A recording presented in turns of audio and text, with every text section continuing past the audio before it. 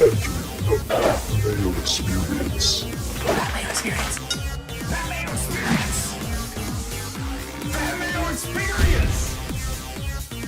Experience.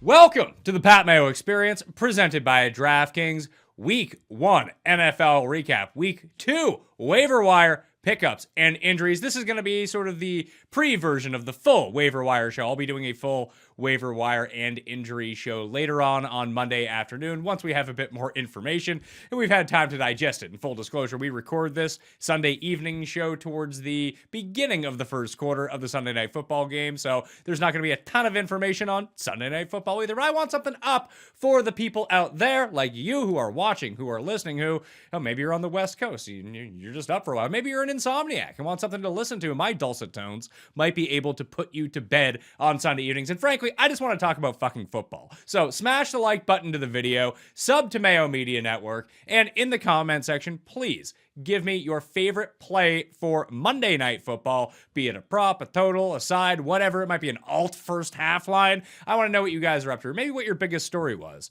from week 1 of the NFL. The one thing that really surprised you. Oh, I do have $1,000 to give away, by the way. So if you just hit the description, you'll find all of that. But it's subscribe to the Pat Mayo Experience on audio on Apple Podcasts. Leave a 5-star rating and review, something you enjoy about the show, Twitter handle and email, and you're in the draw to win. It's to win $250. I'm giving 4 people $250. So there's $1,000 in the prize pool. We'll be giving away the winners on Wednesday's show with Jeff Feinberg and Tim Andercast. Chris Meaney from FTN Daily and FTN Bets. You want to get in over there? Use code Meaney at sign up for a discount. Isn't that right? That is right. Yes, Pat. What's going on, buddy? Yeah, use promo code Meaney. Get yourself a little bit of a discount. Week 1, always crazy in the NFL, but I got to say, from a DFS standpoint, maybe not the best, but from a betting standpoint, we hit a lot over at ftnbets.com, and hopefully we can continue this.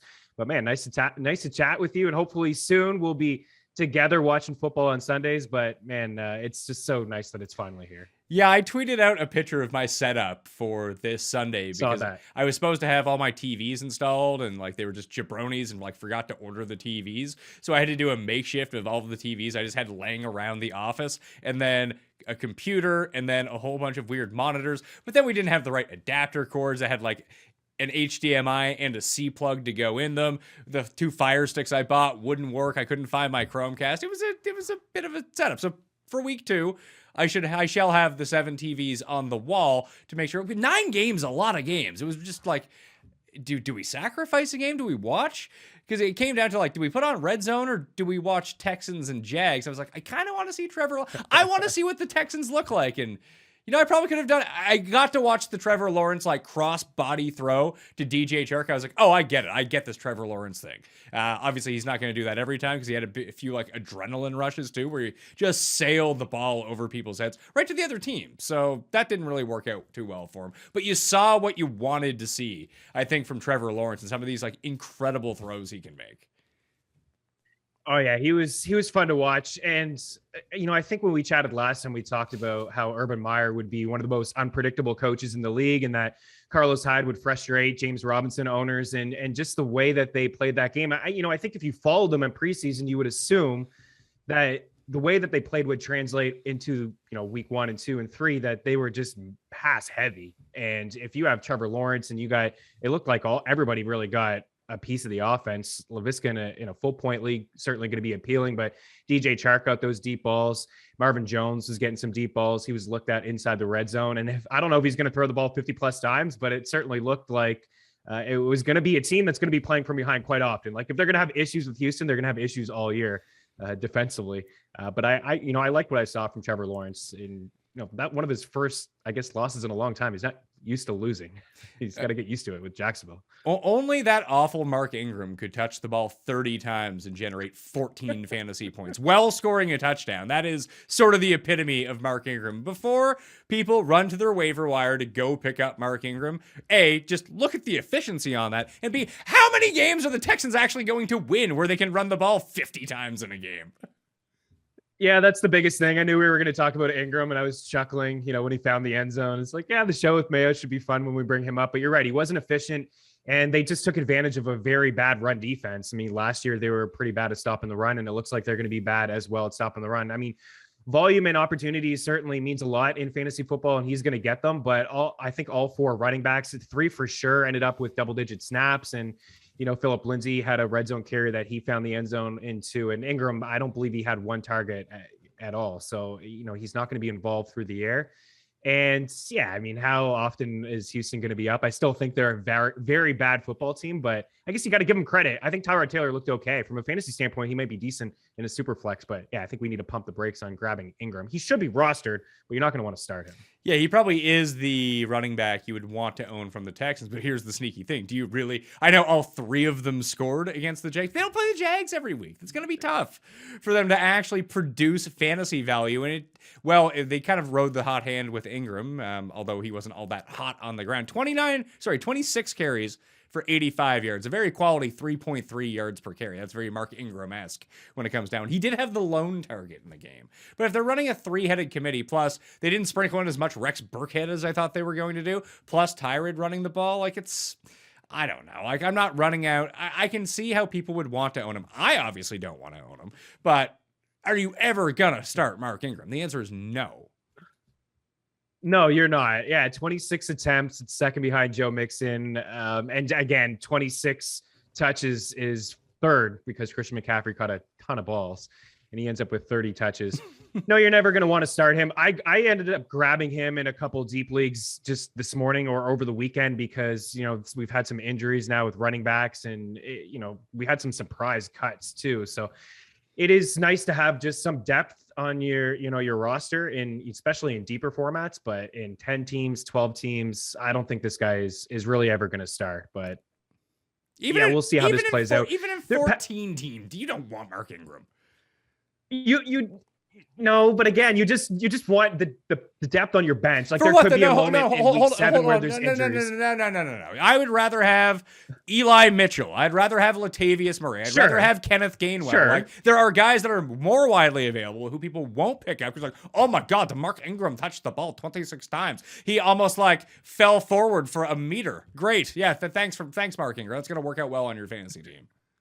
What is this, 8 years ago? This is funny. We're spending as much time on Ingram. No, I agree with you. The guys that you mentioned, sure, I would rather have them as well. There could be a situation where maybe the Texans trade DJ or maybe they trade Cooks. I don't know what their mindset is. Just try to get as many picks as they can. Maybe they're just saying, hey, maybe Ingram's a guy that gets traded because he has one good game and they're saying, hey, pick up the phone. You guys need a running back. We'll give you Mark Ingram for a 4th. We could really use a 4th because we're the Houston Texans. We've made so many bad trades over the years, but I agree with you. I mean, it's opportunity. The efficiency wasn't there and it's a bad team. I think this is going to be the outlier game.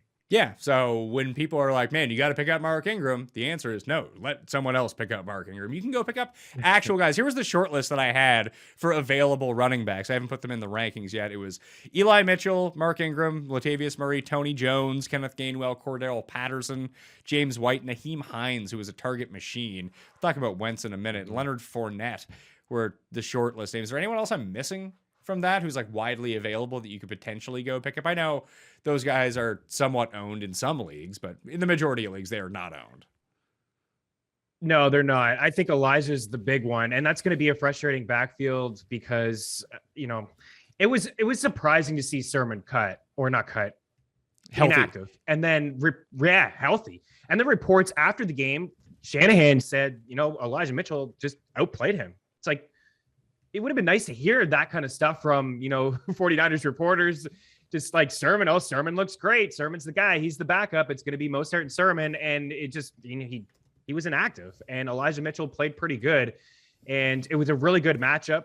He's the guy. And we just don't know with Mostert if he's going to be back next week, but we know that there's a history with him when it comes to injuries. We know this San Fran team wants to run the football and they can run it pretty well.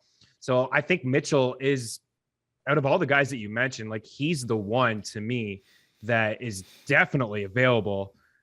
And he's going to be a guy that moving forward, it could be confusing with all the backs that they've run with the history of it, but I think he deserves more opportunity, more snaps and more touches moving forward. I think he would be a decent flex guy maybe next week against the Eagles. Yeah, maybe next week against the Eagles, but this strikes me as a situation too where all of a sudden you play Eli Mitchell and he touches the ball 3 times because Sermon's active all of a sudden, or surprise, Raheem Mostert's not as injured as it seems. We won't know until Monday until he has his MRI. So that's where it's really confusing for me because like right now, like in like the preliminary running back pickup rankings, I have Latavius Murray at number 1. Now, I don't think he's going to do a ton on Monday night, but I just feel like unless you're really buying Tyson Williams, or are you? Like, is he so good because he was good in the preseason? Sermon was good in the preseason too. Couldn't even dress for a game.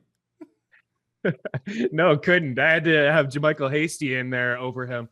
Yeah, Latavius would be number 1 for me as well. When that signing happened, I tweeted that I thought he was a high-end RB2 with upside to be a little bit higher. And the difference with, I think, Latavius and Gus Edwards and people getting excited about Gus Edwards and 700 rushing yards in each of the past 3 seasons, a good running back, is that Latavius can catch. He's got a history of catching balls. And Harbaugh said it himself when they signed Latavius, is that he adds another element to their backfield, something that they just really didn't have. And it's not like J.K. Dobbins was catching the ball a lot either.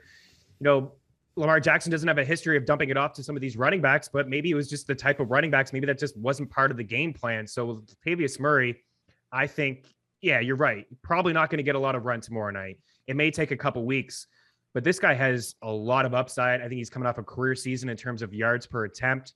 He's a good running back. He can block. He can catch. He may be the goal line back there. I'm pretty excited about Latavius Murray. He should certainly be rostered. Man, he could be a top 20 running back. Yeah. Everything and more that Gus Edwards, what you're expecting from Gus Edwards. He could be more than that. Well, that's kind of exactly the thing. And I don't know if that's going to end up being the case. It could be Tyson Williams. It could be Devonta Freeman or Le'Veon Bell for all we know. It won't be those guys. But it could be Tyson Williams, put it that way. That who is going to end up being the running back 1 on this team. And what happens in week 1 is not going to be indicative of that. But if Murray can be the guy that plays 65% of the snaps in this offense and gets 55% of the running back touches, then all of a sudden he's probably the most valuable of all of these guys. I thought Tony Jones looked good for the Saints in his limited role, and it does seem like he would take over if anything happened to Kamara, and that's just such a valuable role to have as a running back. And I don't think that Saints game is really going to be the blueprint of how they're going to win a lot of games this season by absolutely beating the shit out of quality teams like Green Bay. That just feels like such a... Sometimes you look back like 7 weeks from now, and certain games stick out in your head. Like, this Saints thing is going to last. I want to see what their advanced line is next week against the Panthers. Where are we at here? Where are the... Oh man, they may be like, that may be like a 6.5. It's not. It's 3. They're favored by 3 on the road against Carolina.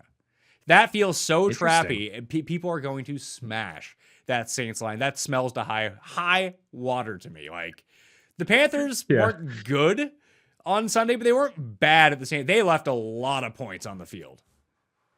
They really did. And, it's just, there was a lot of positive I think you could take away if, you're a Sam Darnold fan or you're just a Carolina fan, that it was the first game with a new offense.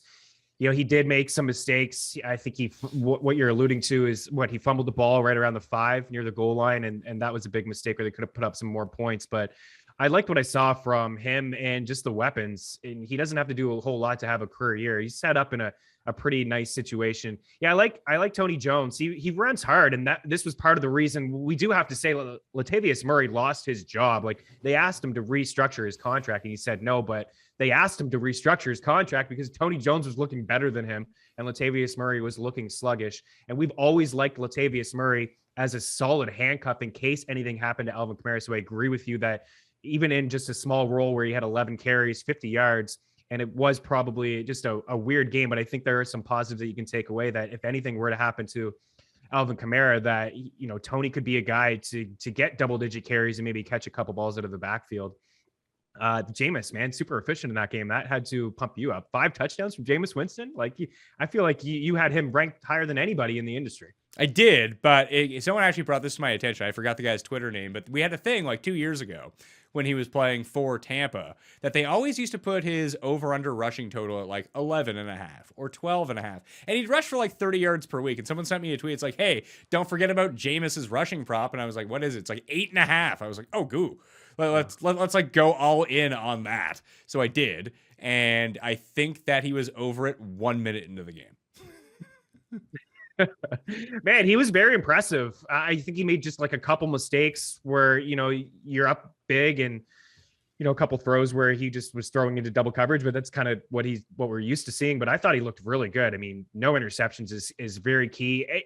Like you said, they kicked the shit out of a pretty solid Green Bay Packers team. A lot of people have high expectations for, and it wasn't even close. He made some really good throws. And who was he really throwing to?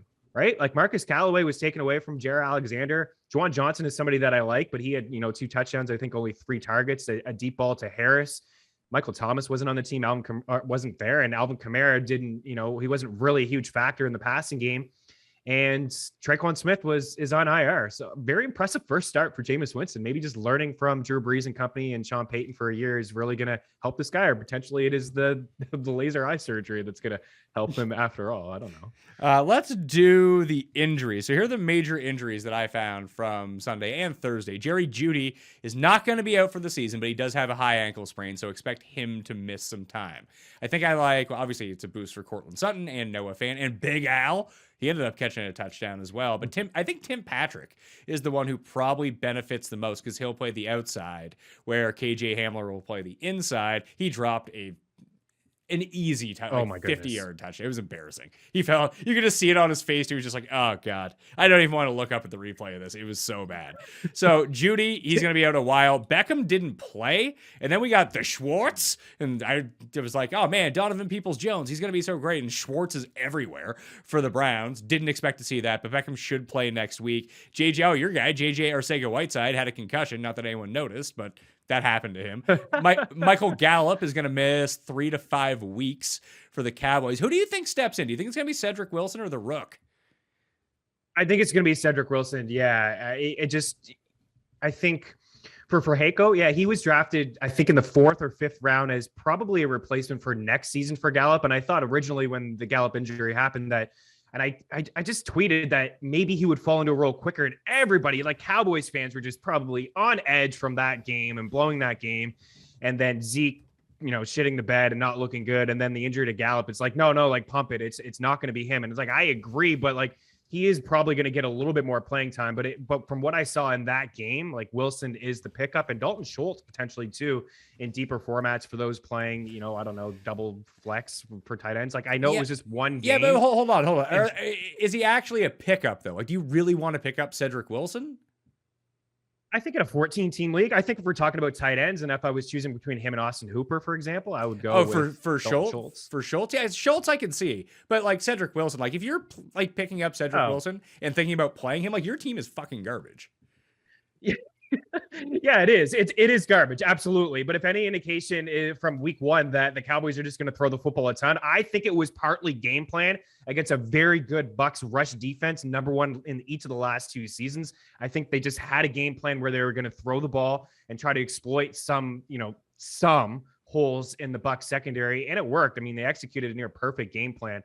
But no, you're not going to. But if you had Gallup, if you had Gallup, or you had, I don't know what, you're right.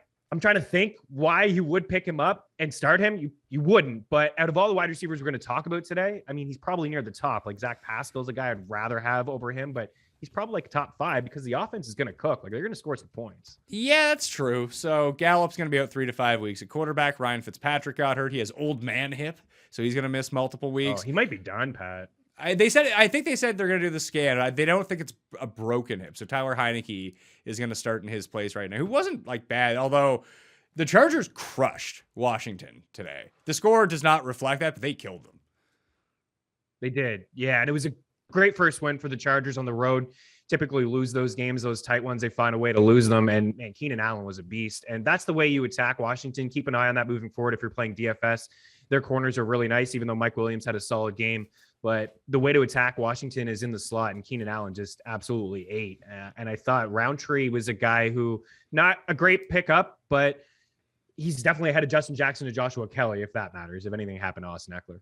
Yeah, like something like that actually has like more more relevance to me than someone like Mark Ingram or Leonard Fournette at this point. Sure. Maybe not even Fournette. Fournette might like be the guy for the Bucs. Who knows going forward? Who knows what they're going to do? They barely ran the ball to begin with, and they bench Ronald Jones. But so Raheem Mostert has the knee problem. He has his MRI on Monday, so we'll have more information then.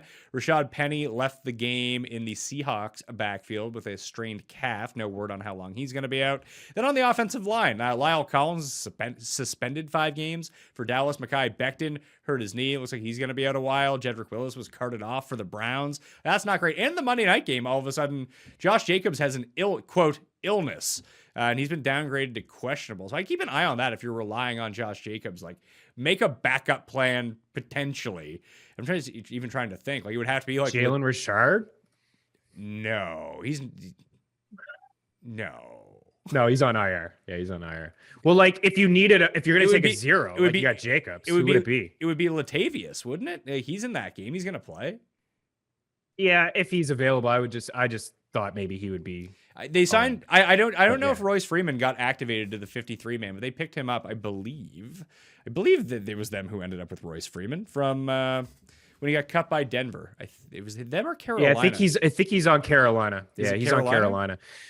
Yeah, so let's just, try to figure this out, because Regis was running a little bit with Las Vegas and he was looking pretty good. Like, you don't want to take a zero. Oh, yeah, it was Peyton Barber. It's Peyton Barber. It's Peyton Barber who I'm thinking of. So, yeah, Peyton Barber's the play. Like, if Jacobs can't go, because you can't pick up Drake, you probably missed out on Latavius. There's no Baltimore guys to pick up. Unless you have him in a flex, and then, geez, even then, Brian Edwards, if he's like, remember when he was hot for like 3 days in the preseason? Everyone's like, oh my God, Brian Edwards breakout. Then like no one drafted him. Yeah. Edwards is, you know what? I'd rather have Hunter Renfrow. I think I just feel like he would get more targets than Brian Edwards. I think Edwards has a higher ceiling. Ruggs has the highest of the 3, but his ownership is 41% in Yahoo. Edwards is 16%, and Hunter Renfrow is 2%, has a role inside the slot, but everything does run through Darren Waller. But yeah, I mean, you don't want to take the zero, so you have to do, whatever you can. I guess that's a good lesson moving forward. I suppose if you have a running back on a Monday night, and maybe just put him in the flex just in case, like who knows with COVID and certain things that may pop up. This isn't COVID, but it is an illness. Do we know it's not COVID? Like, they didn't say what it was. They just said, quote, illness. I guess, but I thought that if it was COVID, you'd be placed on the COVID list. I'm still learning all the new rules in the NFL. I think if you have a test, you're just on the COVID list. Yeah, but I think if you're double vaxxed and like it could potentially be a false negative, and then like you test negative the next day, I think like you get like a day I don't know, but I feel like if you're double vaxxed, you get far more leeway with this stuff. If it's a false negative and then you test negative the next day, I think maybe you can. What are we doing here? We'll learn as we go, man. we'll learn as we go. I feel like they're gonna like change the rules at some point too, because it just seems like something that would happen. Yeah, because there's so many question marks when it comes to it. I mean, I don't think a lot of people even still really know. I mean, I'm reading right now from Vic Toffer of The Athletic. It says that he doesn't feel like it is COVID because he would be placed on the COVID list. So I don't know. He seems to be in tune with the team more than I am. So those were the injuries. I won on DraftKings today. I developed a new strategy, and I didn't play. I played like $300, and I won $1,200. So quadrupled my money. Nice. It's much better than I normally do on DraftKings, where I just lose all of my money. So I did this out with Levitan on Thursday's show, where we talked about the guy on the shitter lineup. That's going to be our new bit, where, hey, I'm building my lineups. I took a 15-minute break at work. I had to go take a giant shit, and I'm going to make a DraftKings lineup. Who does the shitter guy put in his lineup? Like, who are the most obvious people you could put into a lineup? So that's the lineup that we make. Now, normally, people wouldn't know this, but I do so much content and research. By the time Sunday comes around, I usually forget to like make lineups. So I usually do put them in while I'm like taking a shit in the morning. So this week I incorporated some of Joe Holka's stuff. Friend of the show, but can't be on the show anymore because of his new sponsorship, Joe Holka. Shout out to Joe.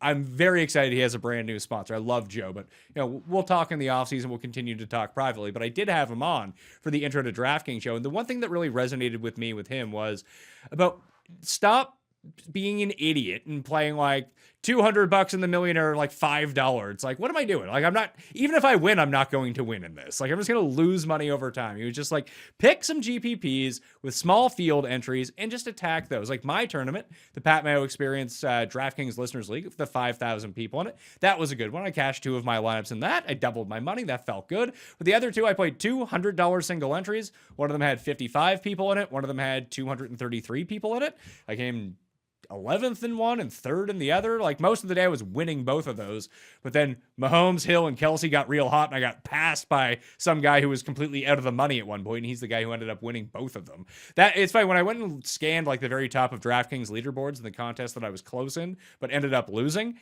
it was the Mahomes triple stack that ended up killing everyone. Yeah, as it usually does. I mean, if you're playing multiple lineups, you want to always have the Mahomes triple stack. But I mean, Joe's a smart guy. I had, I was fortunate to work with him for a couple of years for the Fantasy Footballers, and doing a show with him every single week. I learned a lot about his process, and he's spot on. I mean, I take that approach as well. I don't really play in those larger fields. I spend a little bit more in for smaller fields with still strong payouts, and I find I have more success because you don't have to hit on everybody. I cashed as well, and having Raheem Mostert play a couple snaps and leave the game, and Calvin Ridley in there as well, but I was able to hit with Jalen Hurts and Devonta Smith and in on Corey Davis. So if you hit 5 guys, the Flames, I mean, you're going to be in the running to cash. And that's just usually the way it is. And that particular lineup, if you have it in the Millionaire Maker, it's nowhere close to making any money. So I've learned that from Javi as well. He typically goes in those $88 ones or the $100 ones where it's a 3 max entry. I find I have more success. I like playing cash, but nobody likes to do that. It's not fun. But I find that if I'm just going up against one person or a smaller field, I get better opportunity to win some money. I don't mind building a bankroll. I would like to win the big bucks, but I don't mind building the bankroll. Yeah, well, that's the whole thing. I'm just sick of losing all the time. So I'm just like, let me try out this new strategy. Let me roll it out a little bit. Like the lineup in question, I talked about all the stacks that I liked on the DraftKings show. Ridley and Pitts really punked me because they were the ones. Were they the ones? No, they weren't the ones in this lineup. Like sticking to my convictions and playing Jamar Chase and single entry really worked out for me because I was like, no one is going to play Jamar Chase. And if it just turns out that this was all noise, it's going to be a really good situation. And it was. But who was it who really screwed me? Kamara's bad second half really sunk me. Chris Carson not punching it in from the 1 yard line twice really sunk me. Like those 2 things flip and then I win the tournament. I'm much happier. But that's the whole thing. Within a 55-man tournament or a 235-man tournament, it just, you can make mistakes. Like that same entry came 265th out of 5,000 in my contest. It came 72,000th in the $5 Millionaire Maker. It won $10. But by shrinking the field and upping my pay a little bit, I get paid 7x on my money instead. So I think that's at least what I'm going to do. So instead of doing, tournament selection was big for me this week, but also I just used Run the Sims. I went to runthesims.com/Mayo if you want a discount to continue to use it. They have single game simulations. Like as soon as Mostert and Zach Moss got ruled out, I just went into the simulator, just X'd them out and reran it right away. I was like, boom, okay, now I have new optimals. Now I still have my previously saved stats where I love Jalen Hurts this week. I love Jamar Chase. I love Devonta Smith. So I manually went in and customized them up and just reran my lineups. It's like, what of these lineups is going to be the best for me when I put in my stacks and everything like that? And it just gives you a whole bunch of different options. And I was like, oh, that's actually the one that I like. I could have spit out 150, but I only wanted to play 5 lineups. So I had to kind of pick and choose of all of the best ones that it put out for me. So I found that process for me really worked out well. Yeah, I mean it's a great process to attack. I like to have a smaller pool, and if it can spit out some numbers for you, and the same sort of thing over at FTN with the optimizer there as well. I mean, spit out some of the projections and help you with your lineups. And yeah, those were some surprising. Zach Moss. It's not like I'm sure you follow the Bills closely. It's not like you were starting Zach Moss or are thinking about starting Zach Moss, but that was a surprise. Him and Sermon being, inactive was certainly surprising. And Odell Beckham to an extent as well. There were some reports out of Cleveland, he just doesn't taking any contact. So I guess it wasn't overly shocking that he wasn't in there. But again, you would think with some of these reports that you would hear that there's a really good possibility that he wouldn't play. Everyone was talking about that he would still play despite not taking any contact and coming off his significant knee injury. But you mentioned the rookies, man. Jamar Chase, the top 3 rookies in the draft, Jamar Chase, Jalen Waddle, and then Devonta Smith, all of them with their former quarterbacks from college, all were big parts of the offense. I mean, Devonta Smith had 4 catches in a row on one drive from Jalen Hurts. That looks like it's going to be an amazing connection. Clearly, Joe Burrow wanted his guy, and Chase led the team in targets and snaps, and he had the deep ball there, and it didn't look like. And that's just a confidence thing, right? And people were overblowing the drops, and the report that came out, like they just twisted his words around. He never said anything about the white lines and what on the football. Like he never said any of that stuff. He said the football was a little bit different, but it was a good first game for him. And I thought a great first game for Jalen Waddle too. The red zone target that he found in the end zone. He missed a couple. There was one bad drop that he had, but for some of these rookies with their former quarterbacks, it's like, just you couldn't ask for better starts. Well, the biggest thing with Jamar Chase that I noticed from that game was on third down, Joe Burrow is like, you're my guy on third down. You're who I'm throwing to. And that was T. Higgins' role a year ago. He was sort of the third down maven on that team, which you would really think it would be Tyler Boyd because that would make the most sense. But first look every single time, if Chase had a step on anyone, the ball was just in his direction. The play that they called in overtime on 4th and 1 was, there was a couple really nice calls this week. I mean, that call was just where they ran the play action and just a little floater over the top to Uzma. But the Saints continuously just pressing on 4th down was genius. I loved it. Yeah, aggressive, right? Absolutely. And credit to Burrow on that play in overtime. I mean, the call came in, but he audibled at the line and he made that throw. And there was a moment in the game where I think he landed awkwardly and he limped off of the sidelines, and then they were less aggressive. With some of his throws. It was just quick throws and mostly just handing it off to Joe Mixon, who, leads everybody in terms of touches and carries this week.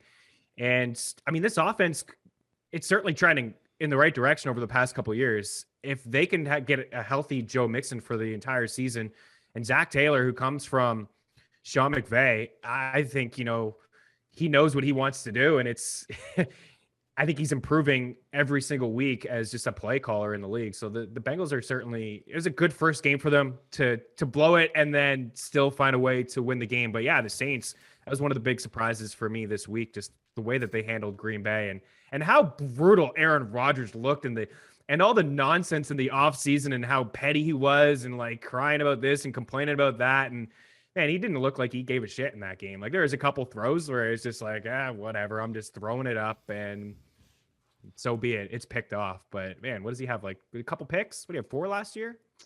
Not a good start for Rodgers. No, I wonder if they're going to be wildly undervalued going into next week. The Packers still are such a public brand that it's tough for me to think that they won't be. Maybe they're not on the board. Where are they here? There they are. They're playing in the Monday night game. They're 10.5-point favorites against the Lions. I thought the Lions were. I was convinced that the Lions were going to, after the Debo fumble, after they had brought it back and gotten the 2 and got it with an 8, I just assumed they were going to score a touchdown, then miss the 2, and that's how the game was going to end. But that didn't happen. They ended up just not doing anything. There's a couple takeaways from that game, I suppose. Early on, it did look like Tyrell Williams was going to be the number 1. I think he took a headshot and then he missed a lot of time. But man, both running backs getting all those targets. I think we all knew that TJ Hawkinson was in line for a lot of volume. I think he led all tight ends in targets, and Kyle Pitts was actually number 2. We could talk about that. Matt Ryan. I mean, the line of scrimmage. I mean, Ryan was just absolutely owned in that game. He didn't have a whole lot of time to hook up with Ridley and Pitts, but both running backs and Jamal Williams and Swift, like the targets that they got in this game, 11 for Swift, 8 catches, and Jamal Williams had 8 targets or 9 targets, 8 catches too. It seems like the offense probably rolls through those 3, but all the wide receivers, and if you look at it, like Raymond catches 3 and Cephas finds the end zone, and he found the end zone, I think, on the 2-point convo as well, that Williams did seem like the guy that was running all the routes. Nobody ran more routes than him in the first half, but that helmet to helmet took him out of the game. But this is going to be a team they're just going to have to throw the football, Pat, a lot. And both of these running backs, like Swift is already RB2. We talk about him all the time, but I think Williams, it may be a situation where Williams could be started too as a flex. Like I think of Ingram and Kamara years ago, like that upside is not going to be similar, but both of those backs you could start at that time, where in a half-point setting, especially in a full point, both these running backs may get 5 or 6 targets on average every week if they're just trailing all the time. So you're not really digging 6 targets for Trinity Benson on the Lions. My takeaway, No. My takeaway from that was I don't think you want to own any of these receivers, just because it's very clear that the goof is just going to pass to Hawkinson and the running backs. Like that's it. Like those are such safe throws for him, and he threw fantasy wise he was fine in this game, which is shocking. But Yeah. I don't know. Like besides Hawkinson, The running, goof. yeah, the goof. You don't want to be attaching your fate where like if it's someone like 5 yards in front of him, easy completions. Once we like whether it is Cephas or Tyrell or Amon-Ra St. Brown, who probably should have had a touchdown earlier, and the goof just made a terrible throw. He was wide open. Should have been down the sidelines, and just he threw it over his back, left shoulder, out of bounds. Like, what are you doing, man? Like, it's a horrible throw. There were some pretty, like, Lawrence had some really bad throws. Yeah. Would you say that Mac Jones looked the best of all the rookie QBs? Because I think he did. Yeah, I think he did too. And, they would have won that game if Harris didn't put the ball on the ground, unfortunately, because he had such a strong game as well. Yeah, I thought Mac Jones had a lot of poise in the pocket. He's, an accurate quarterback. There's a couple times where the pressure came after him and he didn't really panic. He threw the ball away. There was one play where it looked like he was going to throw it behind him, I think to Jonnu Smith. And then he just like, oh, wait, maybe I shouldn't do that. And he just chucked it down at his feet. So, yeah, I mean, the IQ is off the charts with him. I thought it was a really good first game against a tough Miami defense. And, rookie quarterbacks typically don't win. I think Sam Darnold's the only one in the last 5 years to win their first game in week 1. And he started it with a pick 6. So, yeah, I think out of all the quarterbacks, he looked good. Lawrence did a lot of good things, but the offensive line is so bad in Jacksonville. And that throw where, he threw it across his body, that's just a 101. Like, you don't do that as a quarterback, and certainly he'll learn that. But Jones is not going to, out of all the guys that started, he's not a guy that I think we'll ever talk about from a fantasy standpoint. He has the least appeal to me out of the 3. Well, just look. I meant for like real life looking at it. Like, yeah, I agree. Real life. The poise that Mac Jones showed, I was just really impressed with. I was just very quick decisions, very smart decisions. His ability to check at the line, I thought was really good. Getting the ball out quickly, stepping up in the pocket, and creating just a little bit more time to throw to. It's funny because Jacoby Myers only ended up with 6 catches, but it felt like he had 35 catches. Yeah, his prop was 3.5 and Jonnu's was 2.5. Those guys cash pretty easily. And that's the offense is going to go through both of them. I know Aguilar had the big game, but I don't think that I think it was just really matchup dependent against Miami. I don't think that he's going to be the one. I do believe that it's probably Jacoby Myers and then Jonnu. I do think Jonnu is going to be a big player. And James White, James White is always going to be undervalued, certainly in PPR leagues. Like, he was on the field the second most. And I don't think that Harris is going to be in the doghouse, but JJ Taylor was inactive and Stevenson had 2 touches and he fumbled one of the 2.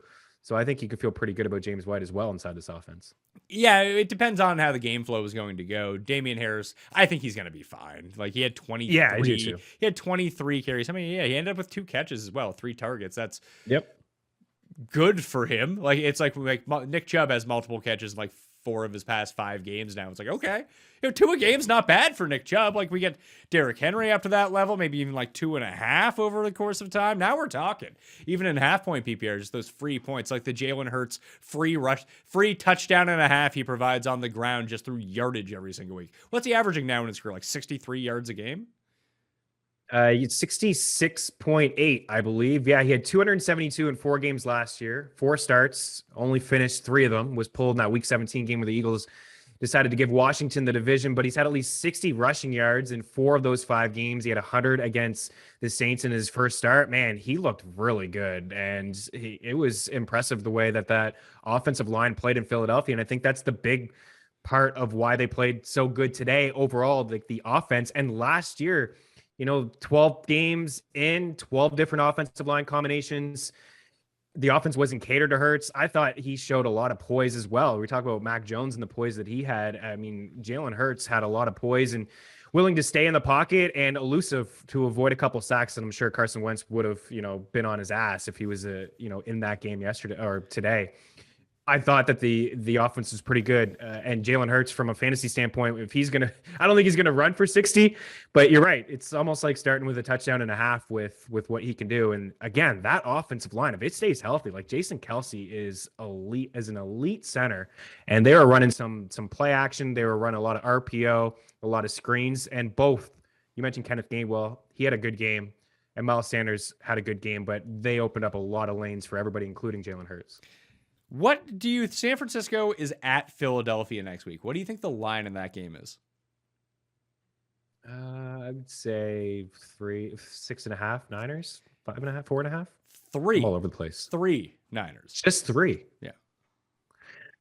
Interesting. Yeah, I mean, the Niners were up, 24 points with a couple minutes left to go. They almost blew that game. I think that they're the better team. But the Eagles showed me a lot today. Their defense played really well, and they just dominated the line of scrimmage. And that's what we've known from Philadelphia for years. Like, their secondary has never been good. Darius Slay played okay. But the line of scrimmage, the way that they can, control the line of scrimmage on offense, and their front is, I mean, they really dominate. And now, don't get me wrong, Atlanta's offensive line is their weakness. There's no question.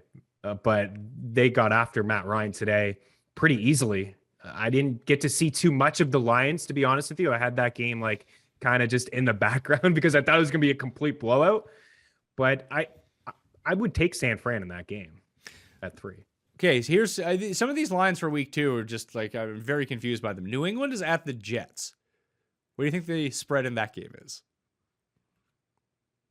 3? 3.5. 4.5? No, 3.5. It does seem weird, but yeah, that is a little weird, I guess, because the Jets looked pretty bad today for most of the game. The Jets were god awful, and they lose Becton, and they couldn't protect Zoomer Zach, who was, he didn't look good. He didn't look horrible, but he looked good when he was throwing to Corey Davis a few times. That was it. And after that, it was just, when we talk about the receiver pickups, I do want to run a theory by you that has to do with my main man, Braxton Berrios, who had 7 targets and 5 catches, very easy completions for him. But 3.5 just seems so, just thinking about both teams. I know New England just lost to Miami, but the biggest thing from that Miami game, Tua was running around like a madman the entire time. They were in his face all day. He only got sacked twice. When I went back and looked at the numbers after watching the game, it's it felt like he got sacked a lot more than that. Carolina dropped Zach Wilson almost on every play. They have no offensive line to speak of. They just lost their best offensive lineman. The Patriots might pile up 8 sacks in this game. Yeah, they may. Thinking about that again, I know New England's on the road, but that is a weird line. I watched a lot of that Jets game, and that was supposed to be the strength of this team heading in is the offensive line. What a complete mess too to the backfield. I think, Michael Carter getting some touches is bad news for Ty Johnson. Now, Tevin Coleman was the lead, but he didn't do anything with those carries. So if Michael Carter was hanging around your waiver wire, I know a lot of people are sour on him over the past couple of weeks, but I think it's only a matter of time before he takes over. But Zach Wilson, I mean, he's a small quarterback. They need to protect him. And it's going to be, if that offensive line continues to miss pieces, it's going to be a long season for Zach Wilson. I do like Corey Davis. Me too. I expect a little bit more from him from a target standpoint. He got 2 touchdowns. He was fine. He was fine. I just meant from a volume target standpoint, heading into the 4th, I think he only had 3 targets. But yeah, no, he was fine. I think he's a high-end wide receiver 3, maybe a 2 this year, but he's definitely the one in that offense. Here's another one. The Cardinals are 4.5-point favorites at home against Minnesota next week. Minnesota, or Kirk Cousins at least, got dropped 5 or 6 times by the Bengals in that game, who, not known for their pass rush, put it that way. So that's as many sacks as Chandler Jones had by himself, I think, against Tennessee. So is it just that Minnesota can't block for Kirk Cousins? Because that's going to be a fucking disaster for them. It is going to be a disaster. Man, Arizona was so impressive today, and a lot has been made about their corners. Certainly, I've talked about it quite a bit on Mean Streets and how it was going to be such a nice matchup for Ryan Tannehill and Julio Jones and A.J. Brown. But, man, just Jones, like you said, 5 sacks. He had 3 in the first quarter. They dominated the line of scrimmage. They got after him quite a bit, and Tennessee's just been known over the past couple of years to really protect Ryan Tannehill and open up some lanes for Derrick Henry and run the play action. But man, they were all over Tennessee today. And I saw, Kirk Cousins take a lot of, hits. So this Arizona team is, Kyler is absolutely legit. Like, that guy is so fun to watch that you just know that they're probably going to put up 30 points week in and week out. And if they can generate some pressure like they did, it would be a really fun team to watch. And Arizona could be a sneaky little defense. Minnesota was underwhelming. They were underwhelming in that game against the Bengals. I know they came back. They got kind of screwed with that. They got kind of screwed with they ended up scoring after the Jefferson scored that touchdown. It was like the Herbert fumble. Herbert didn't fumble the ball. That was an incomplete pass. And then in overtime, Delvin Cook fumbled, but he was down. It did look like he was down. Yeah, kind of like on his butt. It was hard to overturn. Was there anything that you took away in that game from like KJ Osborne? Is this somebody maybe that we can consider? Or is this just a straight one-off? Oh no, he's on he's on the list. We'll get to him in a second. I just wanted to react to some of these teams that like either looked really good or looked really bad and see. So I feel like week 2 is a good week to capitalize on some spreads. Obviously, I'll talk about this more on the spread pick show. But the Titans are now 6-point dogs at Seattle. Is this like? Are you willing to give some of these teams a mulligan? Like, I think we'll all give Green Bay a mulligan going into next week if they reel off 3 in a row. It's like, oh yeah, what a shitty week they had in week 1. Whatever. Tennessee, like, are you worried? Are you worried about Tennessee or Atlanta? Because I'm far more worried about Atlanta than I am about Tennessee. Oh yeah, Atlanta's trash. Like, Atlanta is brutal. They have a 6.5 win total. Jake and I just laughed our asses off at that last Monday. Like, they're just not a good team. Like, they have Calvin Ridley, who's really good, and they drafted Kyle Pitts. Like, they're just not a good football team. I just talked about the line of scrimmage being completely dominated. Their secondary is brutal. Matt Ryan is older. He's got no legs. And Cordero Patterson was stealing carries from Mike Davis in the game. And Wayne Gallman was inactive. They're just not a good football team. Yeah, I would be worried about Atlanta. I wouldn't be worried about Calvin Ridley or Kyle Pitts, but they're not a good football team. Tennessee, I think we can give them a pass. I think we have to give a lot of credit to Arizona, but maybe just Arthur Smith leaving there. I think, we just need to look into that. Arthur Smith was calling the shots over the last 2 years. Tennessee was a top 10 offense and they ran the football really well. I think it's just one game. And also, Ryan Tannehill really didn't get in there in the preseason. A.J. Brown was dealing with a knee injury. He didn't get in there. Julio Jones didn't get in there as well. And I think that may be the biggest takeaway for me out of a lot of these teams is we saw in the preseason that these didn't want to play certain guys. And week 1 is always the toughest. You hear that from players in the league, especially, back in the day when they had 4 preseason games and they were playing a majority of the first couple. Just wasn't really the case for teams this year having 3, definitely not playing that third and really just getting in there in the first quarters of week 1 and week 2. So it could just be a little bit of rust, new play caller. We'll see how things play out, but I would buy low on everybody in that Tennessee offense if I could. Yeah, I just think as a team that they'll be better. I don't know if they'll cover the 6 against the Seahawks, but I could see myself leaning towards that direction. Yeah, I think I'll probably end up taking the +6, and that feels like a line that's going to grow. Here's the biggest line that didn't make any sense to me. So the Cowboys lose in week 1 as they finish off as 10.5-point dogs on Thursday night. Everyone bet the Bucks. And then Dallas lost by 2. So it killed all the teasers, killed everything. Vegas won a ton of money because the Cowboys covered. But they covered in the opening night game. And yeah, they'll have the extended rest. But this is why I got back to the Chargers played a lot better than what the score looked like. The Chargers are only a 2.5-point favorite at home against Dallas. I feel like interesting. They should be a 4-point favorite at least. They should be. Yeah. The Cowboys, it's just, again, it's America's team. I don't know. Does that have anything to do with it? Just Dak looking like people are calling him MVP. Like, sure, he's probably a lock to win comeback player of the year if he plays all 17 games this season. But the Dallas team still looked like the Dallas team of last year, in my opinion. Like, their offense looked really good and they're going to score a lot of points this season. But I thought Tampa Bay they were really sloppy.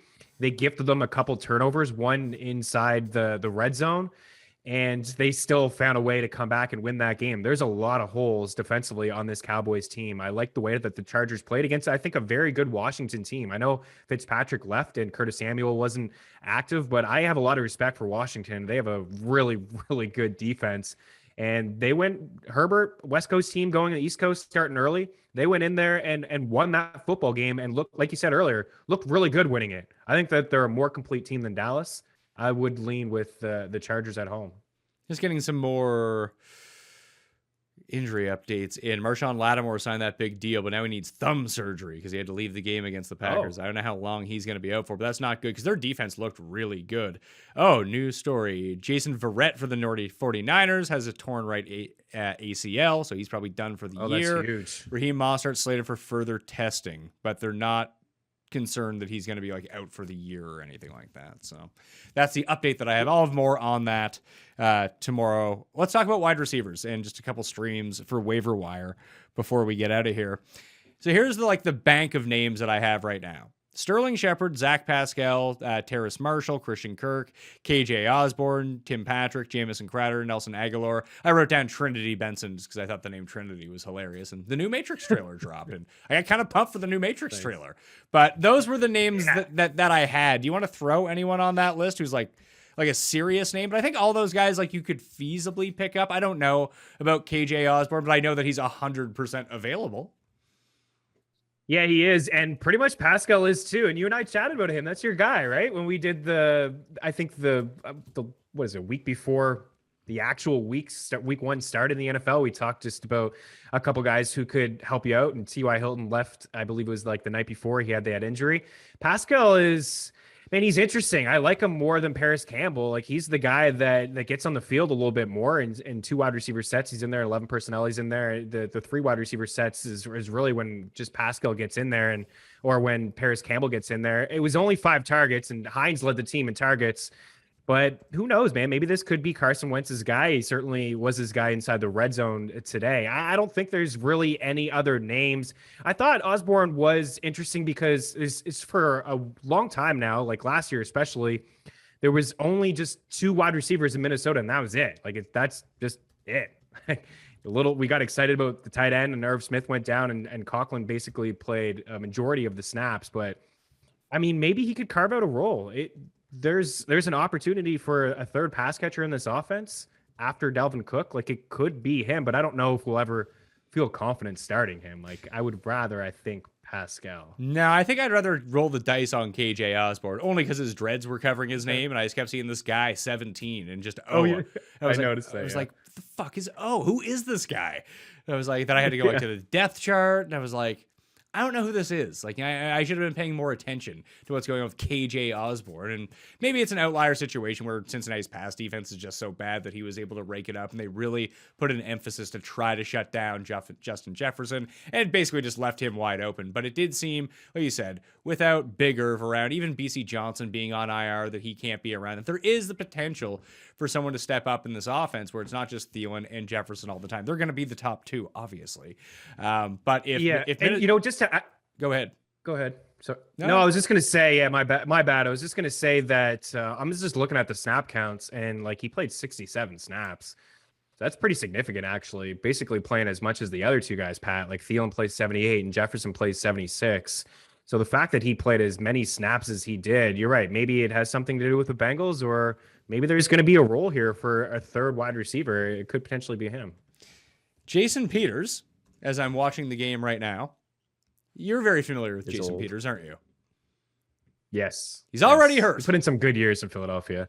Man, I feel for that guy. And he's playing on the wrong side, right? He's playing the left side, which is something I think he did in Philadelphia a few times. But yeah, man, a really good career for Jason Peters, but injuries have really always slowed him down. But over the past few years, especially, that's. I mean, I don't think the Bears expected too much from him, but to be hurt. Is the game even at half? No, it's not. Did Montgomery get in there? Touchdown? Yeah, he's hurt already. That's a bummer. Yeah, Montgomery just snuck it in. So Montgomery continues to be fit. He's actually running pretty well against the Rams, shockingly enough. Even after that first big run, he's been just breaking off little chunks of yardage. Finds Pater, so he's exactly what you thought. He's good back. Yeah, he's okay. He's very fine. I think he's a good back. He's okay. I think he's a good running back. Okay. I think the reasons that we wonder, have questions about him is Matt Nagy. It's Matt Nagy, the usage over the 2 years. So looking at this, Sterling Shepard, obviously Kenny Galladay is going to be more and more healthy. Evan Ingram's eventually going to return. Kadarius Toney will have more than 2 catches for -2 yards. Kadarius Toney and Elijah Moore both finished in the negatives for receiving yards today, which I thought was kind of hilarious for guys. I mean, Moore was getting talked up. It's like, oh my God, he's going to have a great week because there's no Jamison Crowder.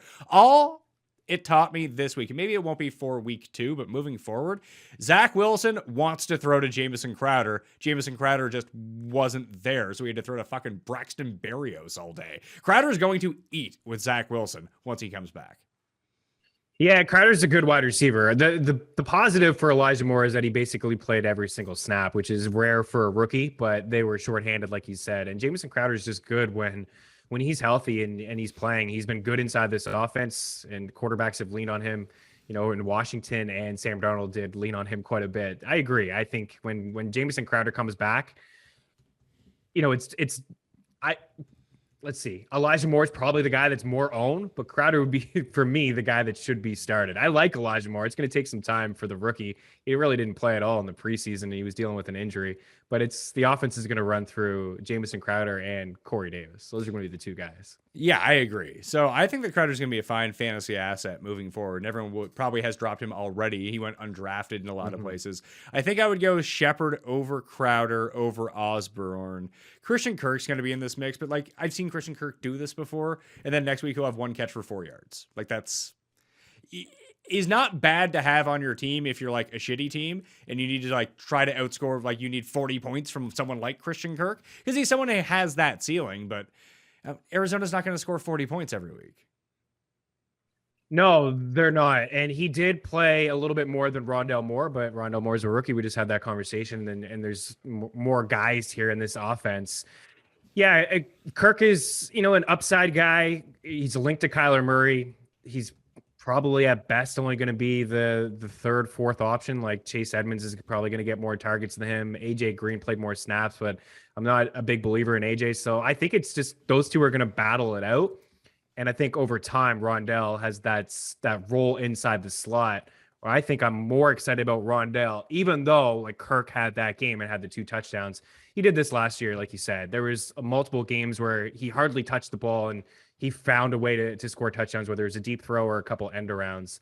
I think he's a decent depth piece, but things would have to happen inside this offense. Like AJ would definitely have to be dust and get hurt for us to feel good about Kirk, but I don't think he should be hanging around the waiver wire. Like Kyler is absolutely amazing, and it was on full display today. 5 total touchdowns. Yeah, but you can only own so many guys on your team. Like, who are you dropping for these guys is the thing. Yeah, like, I mean, like I don't know. You just anyone's not. Nobody's coming to my head right now who I would draft. Yeah, like you just finished your draft. Obviously, you'd like the guys that you drafted. You're not bailing on people after 1 week to pick up fucking Christian Kirk. No, you should. And you should be patient with some of these rookies, right? Like a Terrace Marshall, who, you know, got some play today. Rondale, even Elijah Moore. Like we just talked about Crowder, but I would still be patient with some of these rookies. You're right. You're not starting them. You just, you know, they're going to carve out a role eventually. I'm not thinking anybody, you know, Kirk was undrafted in most leagues. You know, you have to be pretty thin at the wide receiver position. Like even a guy like Marcus Callaway, I still think I would like. And I'm just like, okay, this was a game against Jair Alexander. I think Callaway, like, let's not overreact. Maybe people overreact and drafted him a lot earlier after the couple preseason games, but he's still most likely going to be the guy inside this offense until, you know, Thomas comes back. Like that's one guy that I'm thinking that people may think about dropping. Yeah, potentially so. Deontay Harris actually looked pretty decent in that game. He had the long touchdown, but it's not like Jameis just didn't. I don't feel like we know anything about the Saints in week 2 because of what happened in week 1. Like, it was such a weird game script that I just don't think that they're going to find themselves in a ton. It's like the Texans in that way too. Yeah. Like the Texans game script tells me absolutely nothing because they're not winning by 3 touchdowns every week. No, they're not. Yeah, it's the outlier game. That's what we were talking about with Mark Ingram. Like he's probably never ever going to have that many touches ever again. I guess maybe they play Jacksonville one more time. I'm just looking at wide receivers and take a look at ownership. You know, Mecole Hardman definitely played ahead of Pringle. You know, Demarcus Robinson played more snaps than him, but I would be patient on Hardman. Not that I expect a whole lot, but that's one guy that maybe people are asking questions to. Oh yeah, you know what you can do with him? You shouldn't have drafted him to begin with, and feel free to cut him because he's garbage. He's not good. He's gonna have he's not gonna. he's gonna have 4 good games this year. You never know when to start him. Just play him for like $3,400 on DraftKings after he has 4 bad weeks in a row. Like, I would rather have Sterling Shepard or Jamison Crowder. Fuck, I'd rather have Tim Patrick. I think Tim Patrick with Judy hurt is going to be a good pickup. Yeah, he's just a good wide receiver. He was a good wide receiver last year when Cortland Sutton was hurt. He was a deep threat guy. He's got great hands. I think he's a terrific wide receiver, actually. Yeah, I'm super excited about him. I agree. I'd rather have him over Mecole Hardman as well. I'm looking at other guys that ownership that I'd rather have, like Shepard, you mentioned 39%. Parker, 39%. I'd rather have like Russell Gage. Like that's a guy you can cut. Like I would cut Russell Gage for Christian Kirk or any of the other wide receivers that we're talking about. Okay. Like, why should we get excited about Russell Gage? Absolutely, but I'd rather just pick up. Like, I wouldn't be Christian Kirk who I went to go pick up. Like, I think I'd rather. Would I want Terrace Marshall or Christian Kirk? I think is a good conversation. Marshall. I think I'd want Marshall because it's not like I'm picking up Christian Kirk. Like, man, I got to play him in week 2. It's like, no, you're picking him up for your bench. So give me the higher upside guy who could actually be good rather than spike week guy who. I just don't want a part of that type of receiver. There's no consistency there, and they're just more bad than good. Hardman is exactly the same as Christian Kirk, except he's worse. The big difference is he plays for the Chiefs. So people are like, oh my God, if Tyreek Hill got hurt, watch out for Hardman. It's like, no, that's not how it works at receiver. No, I agree with you 100%. Yeah, and then they out of Arizona, and they said when they drafted Rondale Moore that Kirk would be the guy in the slot, and he would have a role. But he never played in the slot once in the preseason or in this game here today. So he's just a guy that shows up here and there. You have him in best ball, great. The weeks that you start Christian Kirk, he'll give you zeros. Yeah, that's always how it goes. Great best ball play though, Meaney. As we saw today. Great best ball play. Yeah, we see it. Yeah, and Hardman will have those games too. And I'm sure you and I will talk in week 4 when Hardman has a great game, and we'll tell people, don't get fooled by Hardman having the big game. The offense runs through 2 players. I guess CEH you can potentially buy low. He basically played all the snaps. It's Tyreek Hill and it's Travis Kelce. Yeah, I'm trying to look here. Who played the highest percentage? Najee Harris played 100% of the Steelers 100%. snaps. 100%. That's crazy. An underwhelming game, but the fact that he played as a rookie is very, very telling of what kind of usage he's going to have this year. Ben was actively trying not to get him catches. Every time he ran out of the backfield, Ben would just make the worst throw to Najee Harris. It would be like 3 feet behind him. He'd have to stop. There was one inside like the 10-yard line. He threw it. He ran to the outside and he was cutting up towards the end zone. And Ben threw it over his back shoulder the other direction. And then he was like, maybe Najee ran the wrong route. I don't know. He was like giving him shit. Najee's like, what the fuck are you talking about? Like, it was a horrible throw. Ben had some bad throws, and that defense is awesome though. Like, and also the Bills defense might be really good too.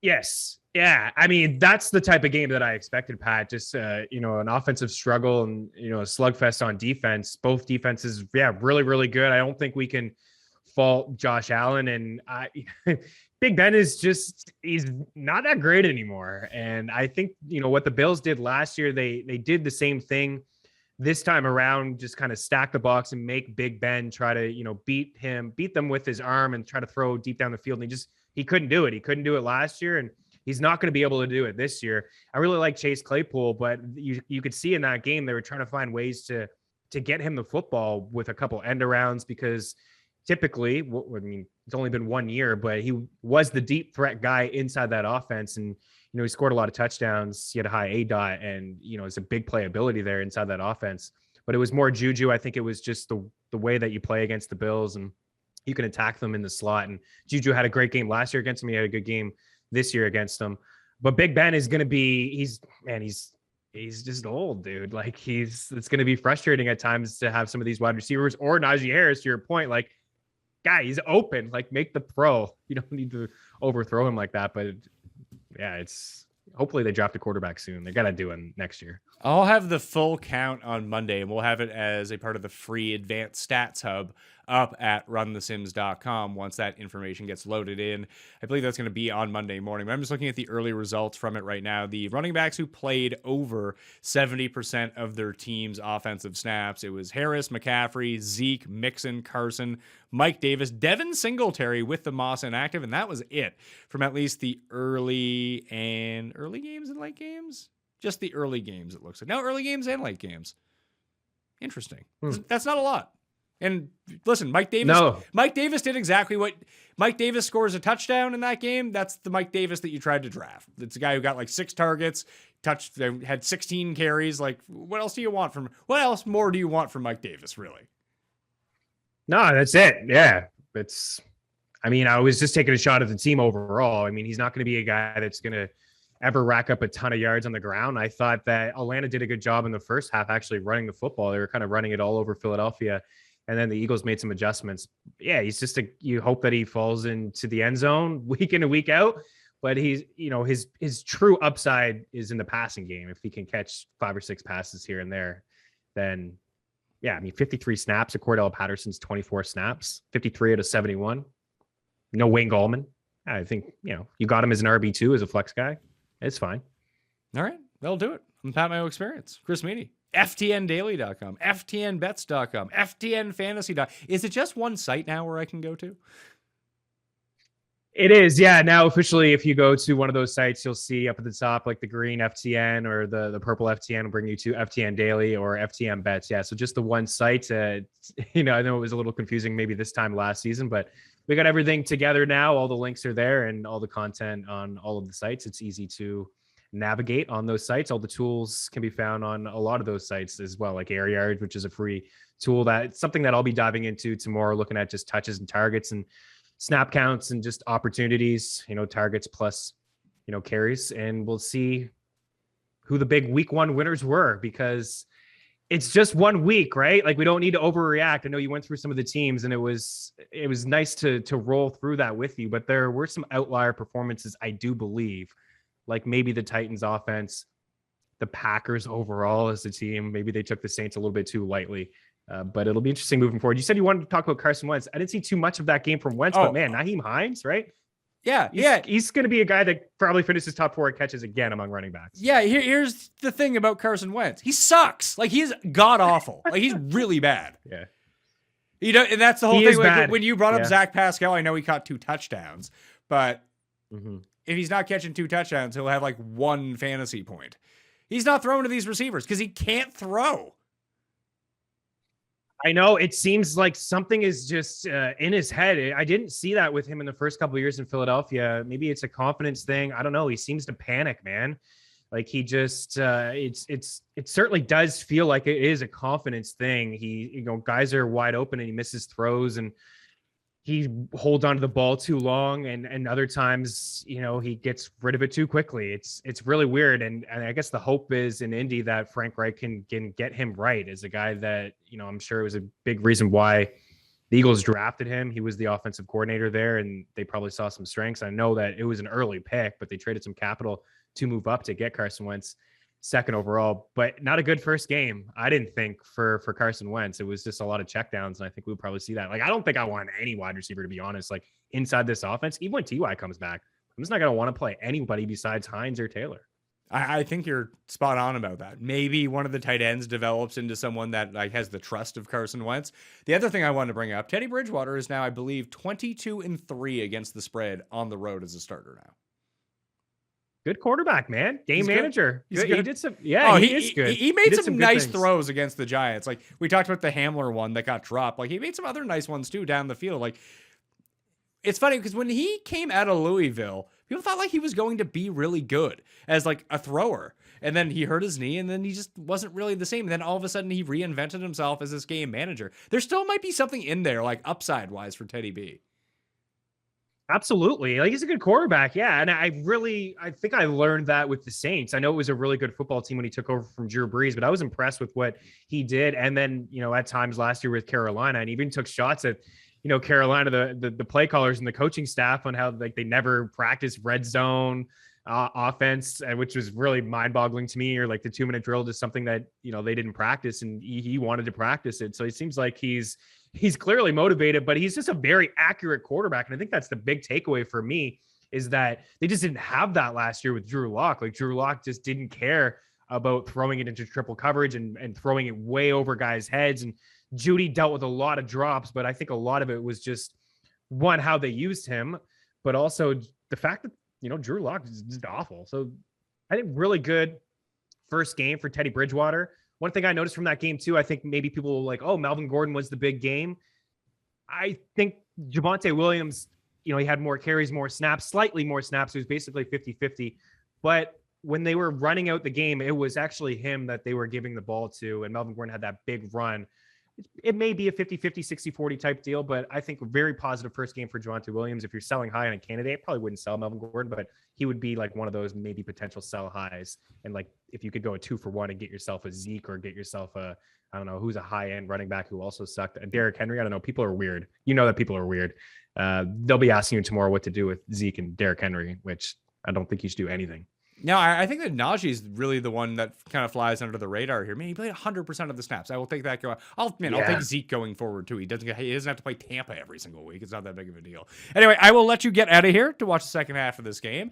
So thank you all for watching. You can follow Chris Meaney on Twitter at Chris Meaney and check out Mean Streets every single day. Yeah, it's Monday through Friday, isn't it? Monday to Friday. Yeah, so you watch it it's on bets.tv. It's on, it's on my Twitter.